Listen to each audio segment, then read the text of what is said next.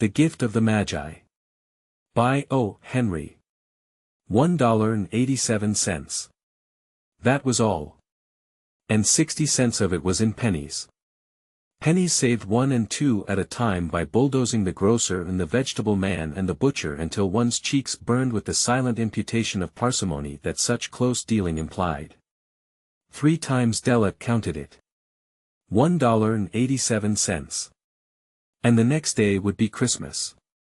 There was clearly nothing to do but flop down on the shabby little couch and howl.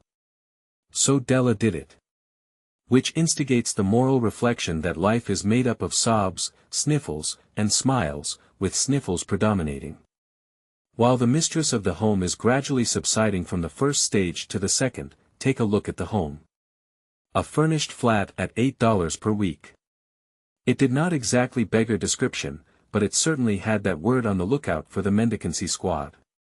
In the vestibule below was a letterbox into which no letter would go. And an electric button from which no mortal finger could coax a ring.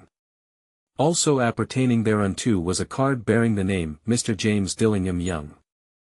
The Dillingham had been flung to the breeze during a former period of prosperity when its possessor was being paid $30 per week.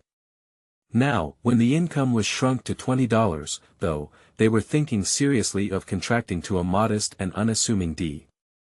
But whenever Mr. James Dillingham Young came home and reached his flat above, he was called Jim and greatly hugged by Mrs. James Dillingham Young, already introduced to you as Della. Which is all very good. Della finished her cry and attended to her cheeks with the powder rag. She stood by the window and looked out dully at a gray cat walking a gray fence in a gray backyard. Tomorrow would be Christmas Day, and she had only $1.87 with which to buy Jim a present. She had been saving every penny she could for months, with this result. $20 a week doesn't go far. Expenses had been greater than she had calculated. They always are. Only $1.87 to buy a present for Jim. Her Jim. Many a happy hour she had spent planning for something nice for him. Something fine and rare and sterling, something just a little bit near to being worthy of the honor of being owned by Jim. There was a pier glass between the windows of the room. Perhaps you have seen a pier glass in an $8 flat. A very thin and very agile person may, by observing his reflection in a rapid sequence of longitudinal strips, obtain a fairly accurate conception of his looks. Della, being slender, had mastered the art. Suddenly she whirled from the window and stood before the glass. Her eyes were shining brilliantly, but her face had lost its color within 20 seconds. Rapidly she pulled down her hair and let it fall to its full length. Now, there were 2 possessions of the James Dillingham Youngs in which they both took a mighty pride. One was Jim's gold watch that had been his father's and his grandfather's. The other was Della's hair. Had the Queen of Sheba lived in the flat across the air shaft, Della would have let her hair hang out the window some day to dry just to depreciate Her Majesty's jewels and gifts.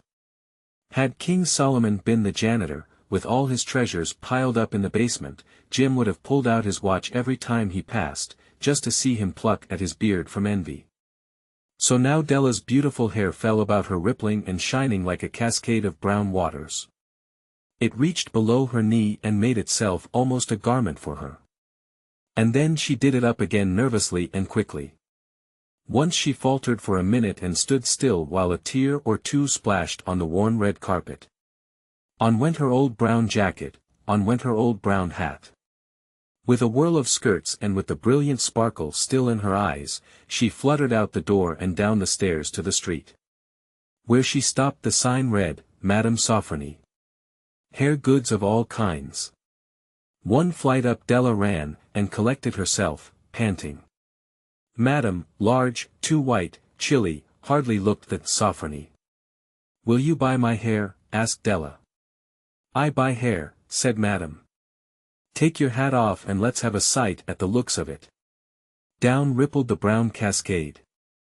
$20, said Madame, lifting the mass with a practiced hand.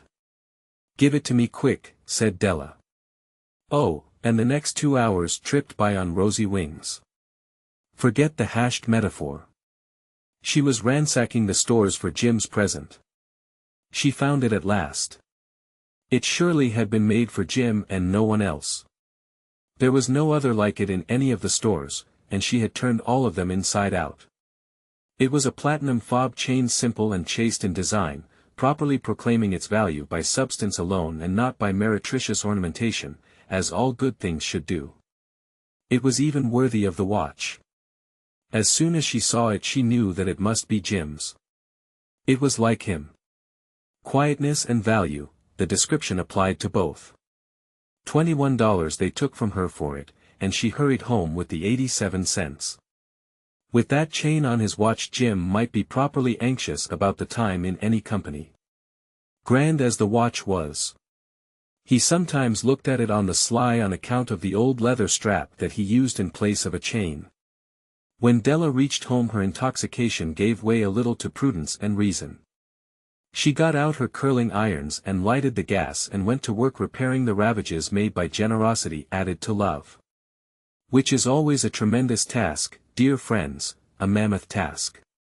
Within 40 minutes her head was covered with tiny, close-lying curls that made her look wonderfully like a truant schoolboy.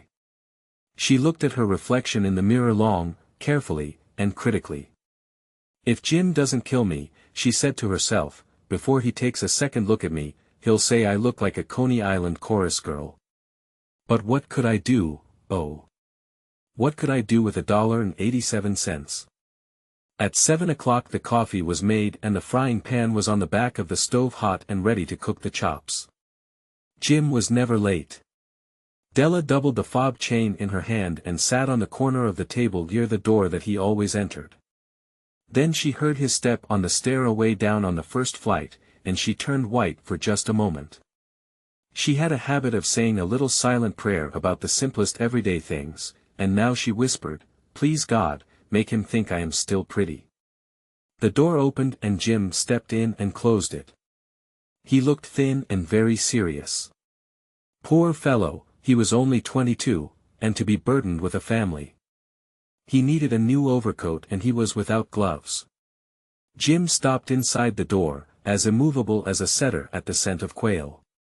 His eyes were fixed upon Della, and there was an expression in them that she could not read, and it terrified her. It was not anger, nor surprise, nor disapproval, nor horror, nor any of the sentiments that she had been prepared for.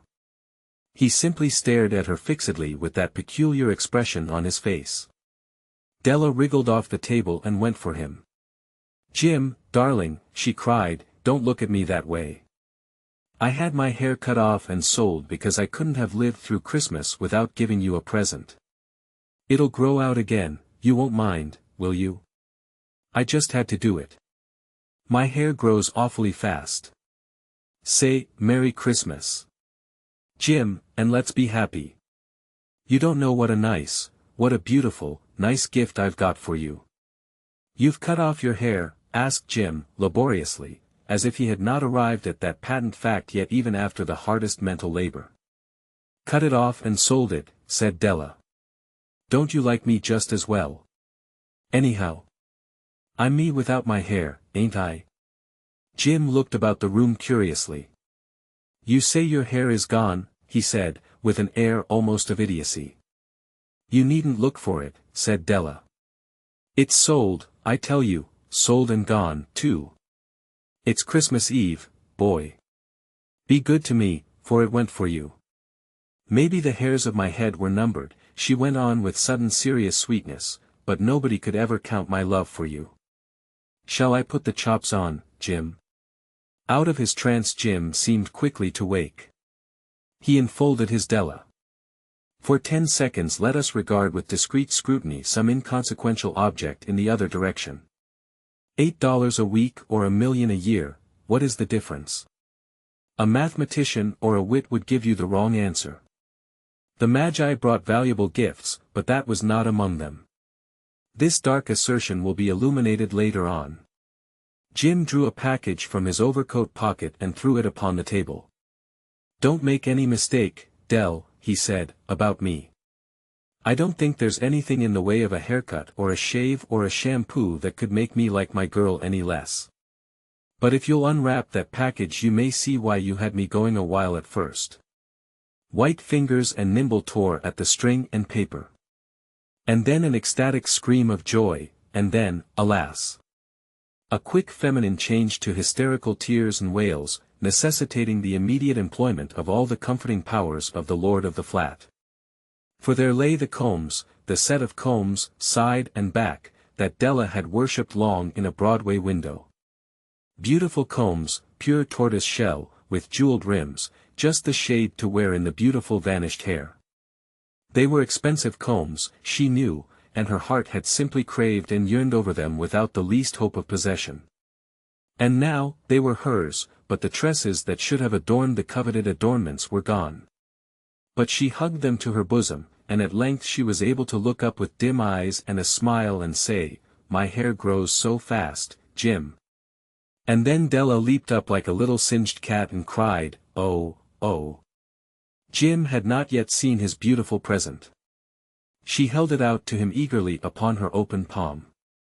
The dull precious metal seemed to flash with a reflection of her bright and ardent spirit. "Isn't it a dandy, Jim? I hunted all over town to find it. You'll have to look at the time 100 times a day now. Give me your watch.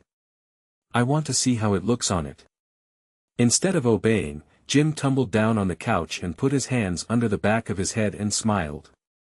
"Dell," said he, "let's put our Christmas presents away and keep 'em a while. They're too nice to use just at present. I sold the watch to get the money to buy your combs. And now suppose you put the chops on." The Magi, as you know, were wise men, wonderfully wise men, who brought gifts to the babe in the manger. They invented the art of giving Christmas presents. Being wise, their gifts were no doubt wise ones. Possibly bearing the privilege of exchange in case of duplication. And here I have lamely related to you the uneventful chronicle of two foolish children in a flat who most unwisely sacrificed for each other the greatest treasures of their house. But in a last word to the wise of these days let it be said that of all who give gifts these two were the wisest. Of all who give and receive gifts, such as they are wisest. Everywhere they are wisest. They are the Magi.